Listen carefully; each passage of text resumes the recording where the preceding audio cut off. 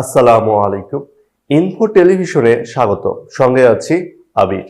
পবিত্র রমজান মাস উপলক্ষে ঢাকা মহানগর উত্তর বিএনপির পক্ষ থেকে তুরাগ থানা বিএনপির উদ্যোগে ইফতার ও দোয়া মাহফিল অনুষ্ঠিত হয়েছে।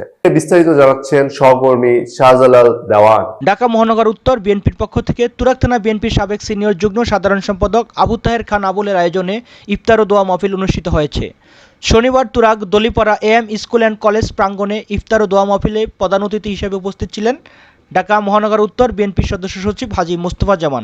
বিশেষ অতিথি হিসেবে উপস্থিত ছিলেন তুরাগ থানা বিএনপির ভারপ্রাপ্ত আহ্বায়ক হারুনুর রশিদ খোকা, যুগ্ম আহ্বায়ক রিপন হাসান খন্দকার, যুগ্ম আহ্বায়ক ইস্কান্দার, 52 নং ওয়ার্ড বিএনপির সিনিয়র সহসভাপতি মোহাম্মদ আলী, সহসভাপতি শামীম হোসেন, যুগ্ম সম্পাদক আশরাফ খান, যুগ্ম সম্পাদক আলাল, আজহার আলী আজাদ, থানা ছাত্রদলের সভাপতি পদপ্রার্থী আবির রহমান শুভ সহ বিএনপি এবং সহযোগী সংগঠনের নেতৃবৃন্দ উপস্থিত ছিলেন। অনুষ্ঠানের আয়োজক তুরাগ থানা বিএনপির সাবেক সিনিয়র যুগ্ম সাধারণ সম্পাদক আবু তাহের খান আবুল বলেন, বিএনপির ভারপ্রাপ্ত চেয়ারম্যান তারেক রহমানের নির্দেশে আমরা রমজান মাসের শুরুতে তুরাগ থানা বিভিন্ন ওয়ার্ড এবং ইউনিট রাস্তার পাশে ব্যানার টানিয়ে সাধারণ মানুষের সাথে ইফতার বিতরণ করে যাচ্ছি। চেয়ারম্যান তারেক রহমানের নির্দেশে আমরা প্রত্যেকটি ইউনিটে, প্রত্যেকটি ওয়ার্ডে, প্রত্যেকটি থানায় একইভাবে ইফতার পার্টি করে যাচ্ছি।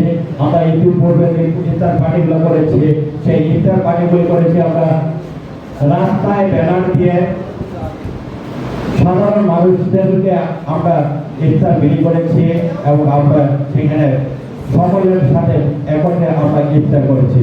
আমাদের নেতা বলেছেন যে প্রত্যেকটা মানুষের কাছে যাওয়া। আমরা যখন এই ইফতার বিভিন্ন বড় বড় কমিউনিটি সেন্টার করেছি, সেই আগের যে করতাম সেখান থেকে আমাদের ভারপ্রাপ্ত চেয়ারম্যান তারেক রহমান সাধারণ মানুষের কাছে গিয়ে আমরা ইফতারের আয়োজন করতেছি।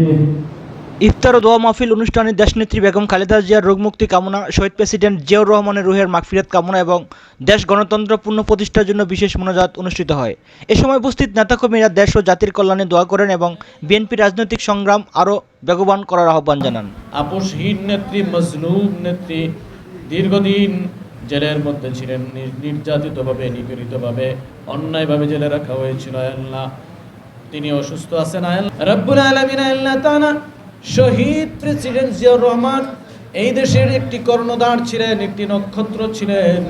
আয় আল্লাহ, তার কবরটাকে আপনি জান্নাতের বাগান বানায়। উত্তরসূরি আমাদের ভবিষ্যৎ কর্ণধার, ভবিষ্যৎ আশা যার করে আয় আল্লাহ জনাব তারেক রহমান সাহেব আয় আল্লাহ বিদেশের বাড়িতে আছেন, দেশে সুন্দরভাবে বীরের বেশে আয় আল্লাহ। ঢাকা মহানগর উত্তর তুরাগ থেকে শাহজালাল দেওয়ান, ইনফো টেলিভিশন।